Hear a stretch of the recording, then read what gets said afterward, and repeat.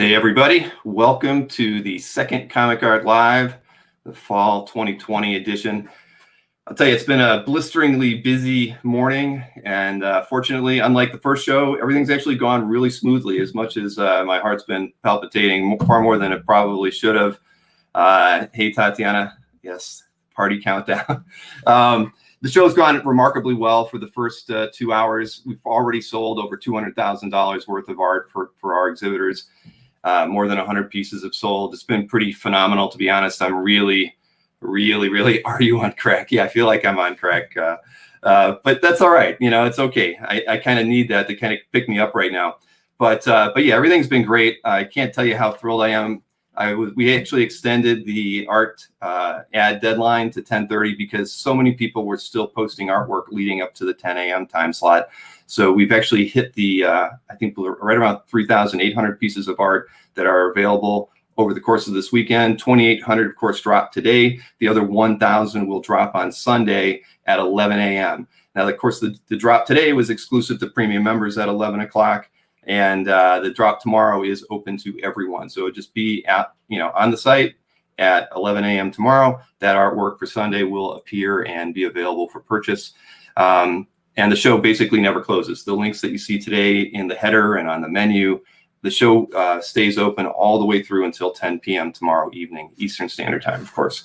So, and we did that because of the art drop on Sunday. We wanted to make sure everybody had fair opportunity to buy art and to sell their art, of course.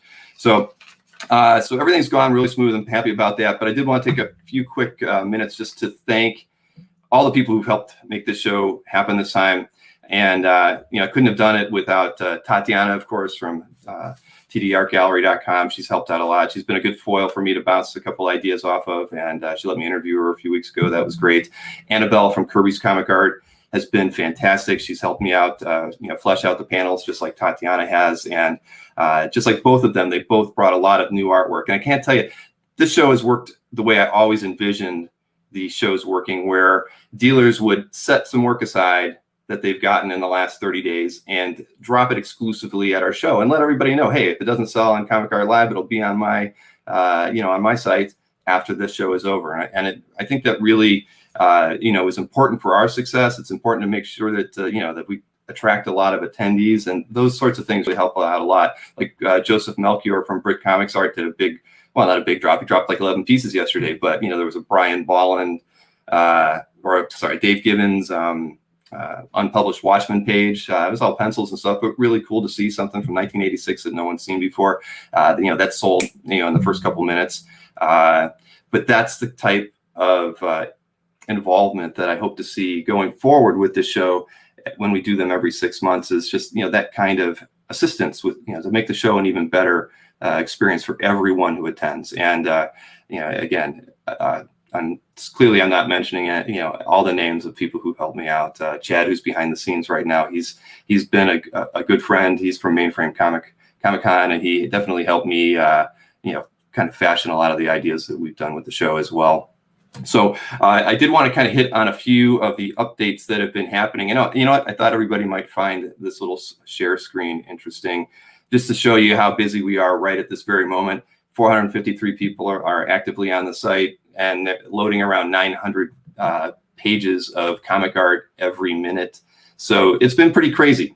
It's peaked at just over 500, but which is pretty similar to what we had the first show.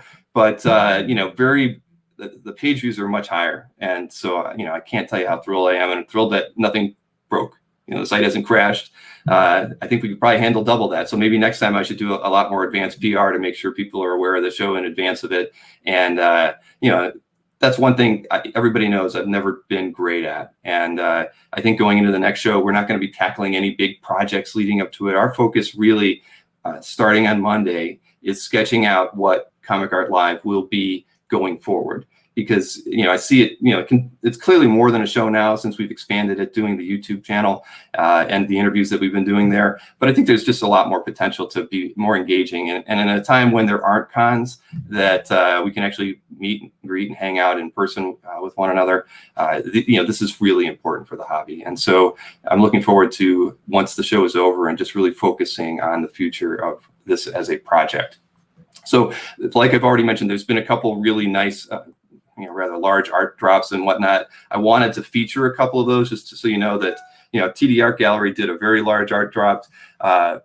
Mike McCone from TD Art Gallery and Sanya Anwar both have panels this afternoon. And Tatiana is also going to do a giveaway for free art to some random lucky fans who shop the booth or attend the McCone panel today. And as I mentioned, Albert Moy, he dropped a lot of nice art today. Tomorrow he is doing his drop is exclusively Bruce Timm artwork that he hasn't shown before. There'll be 24 pieces from that. Chiaroscuro has 2 separate art drops as well on Saturday and Sunday. And I know they've actually sold quite a few pieces already from their Saturday art drop. Splash Page Comic Art has several of their artists taking commissions this weekend. At the menu at the top of the site, you can actually just jump to see all the artists that are accepting commissions at the show. It's again, probably something I don't like publicize easily enough, but it's there's a lot of opportunities to get on sketch lists from Splash Page and several other dealers as well. I've already mentioned Brit Comics art with the Bolland and Gibbons and a few other pieces, Bruce Timm, Frank Cho, that they dropped this morning. Kirby's Comic Art had a limited edition Zoo portfolio, which I believe probably is sold out by now. I could be mistaken. DK Ruin's art book was actually dropped on Friday, and those are the kinds of things, again, people dropping merchandise that with the show, it makes it more fun that there's all these other things that we can purchase that just isn't comic art, and they're tying these events, even though they're not being shown on Comic Art Live, they're being sold over on their sites. It just kind of makes the weekend more fun. I mean, and I know that we've seen that with San Diego Comic-Con and New York Comic-Con when they did their virtual shows. A lot of the art dealers kind of did their own drops. Felix did that. But I think that tying these types of merchandise drops to the show will help expand, the reach that the show has and the relationships that we're strengthening with the dealers that we work with, and again, just makes the show all that much more fun. A few other updates, of course. Cadence has several artists that are taking commissions this weekend and did an art drop. And then on the artist side, Simone Bianchi took much of the artwork that remained after the exhibition that he had in the prior couple months and is selling that in his Artist Alley booth today. Terry Moore, for the first time, actually set up at Comic Art Live as well, and he's doing 2 art drops of 24 pieces, both on Saturday, today, and Sunday. And Adam Hughes and Allison Sohn, honestly, they've really attracted a lot of interest. One of the things that we added that we didn't have the last time was the ability to track the number of views on art. I wanted to be able to make sure the exhibitors knew exactly how much traction and eyeballs were going on their artwork, and so we added that. But when you're on the main site search, you can actually order things by most views. So that's going to give you an idea of the popularity of the work and see what other collectors are looking at. And that's always been my goal. I always feel it's like that cool thing that you want to be able to know is like, what does everybody else find interesting? So you could just go to the site search today, leave the keyword field blank, tell it to order by most views, and bam, you're going to see what everybody is looking at. And the cool thing is, honestly, you're going to see that the people who have their artwork with the most views are the ones who did the most aggressive PR around the show. Adam and Allison, through their Patreon, did a lot of PR for us, and Kirby's Comic Art did a mountain of PR, as did Tatiana from TD Art Gallery, and several people. I mean, Albert did, Mark did from Splash Page Comic Art. So that's the kind of aggressive, relationship I want to have with the sellers and the exhibitors during the show, because it brings people in and it clearly works. So, and again, with Adam and Allison, they brought in work from that Hellboy 7 Wives book. And I know a lot of the art had sold on their Patreon before that, but there's a lot of pieces still available. But I know a lot of pieces already sold too. So again, it's just been kind of a whirlwind. And one other thing that I've probably failed to mention to everybody, unlike the first show, we also added in essentially a save button on all the artwork. That first show, when there was 2,800 pieces of artwork or 2,300, whatever it was, people had to open multiple tabs to remember what they wanted to potentially buy. Well, we added in a save tab so that when you're browsing artwork that you might be interested but aren't ready to pull the trigger at that point, click the save button, and then there is actually under the Comic Art Live menu a saved artwork link, or option. Pick that. You can see everything you've put in your save list. So it'll be really easy to go back and purchase or make inquiries about those artworks later.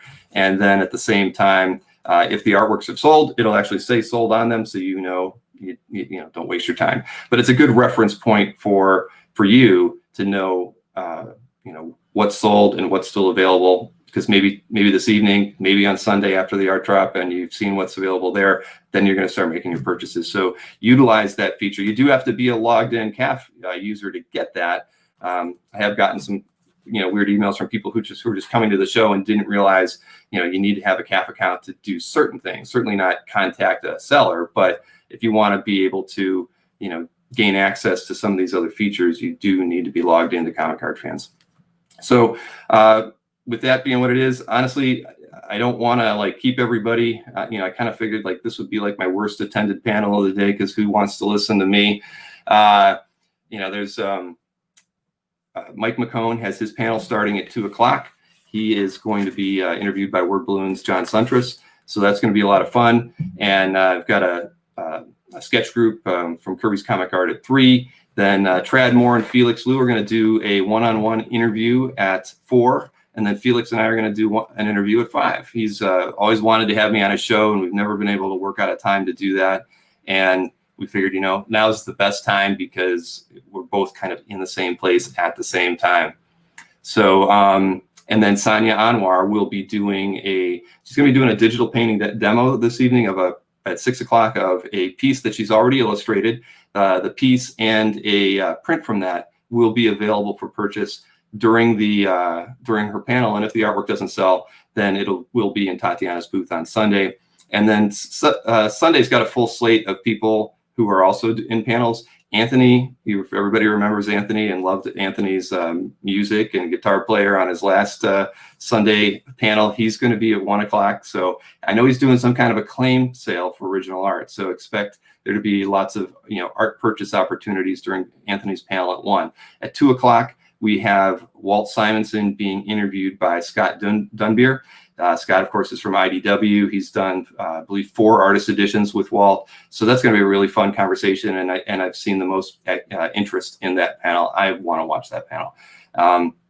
3 o'clock on Sunday, Matt Wagner will he'll have some art for sale. He's kind of pre-done a bunch of pieces, and he's going to finish them as part of his hour panel and then sell them during the panel. He's going to be interviewed by John Suntress as well. And at 4 o'clock on Sunday from Kirby's Comic Art, David Mack and Zoo will also be interviewed by John Suntress. And we've did a couple late editions that I haven't properly promoted yet. Paulo Rivera will do another demonstration at 5 p.m. tomorrow, and he will have art that he's going to basically auction the pieces and finish them later, but the piece that he's going to be working on during the panel will be available at the end of the panel.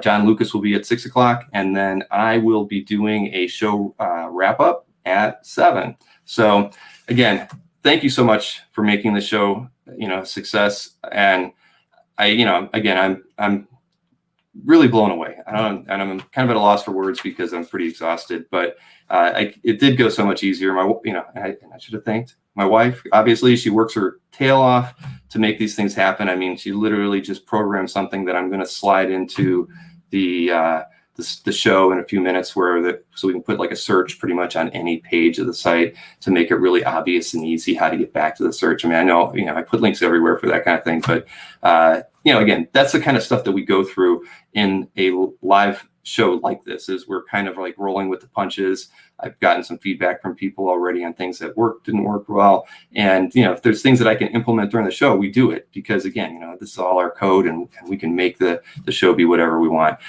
whenever we want. And so with that in mind, I don't want to keep you. I want you, scouring the halls for artwork and patronizing our exhibitors. And again, I can't thank you enough.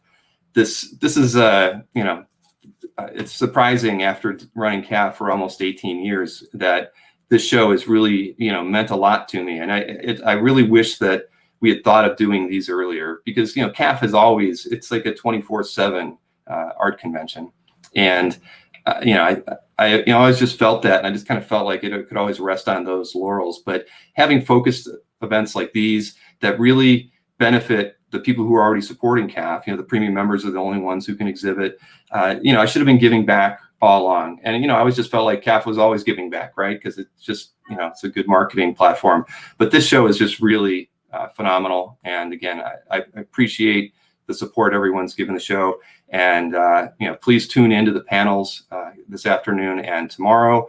And while you're there, and if you're watching on YouTube, please, click that, subscribe button, because we're always doing interviews with other collectors and dealers and artists on a weekly basis on our regular show. And by subscribing, it'll send reminders to you when we have those events coming up. And it'll also give you reminders for actually any of the panels that we have today. So do that. And again, enjoy the show. And I will see everybody who tunes in to the 5 p.m. interview that I'm doing with Felix. And well, shoot, I guess that's in less than 4 hours now, 3.5 hours, man. All right, time's flying. Enjoy the rest of the show, and thanks for tuning in. I appreciate it. Love you all.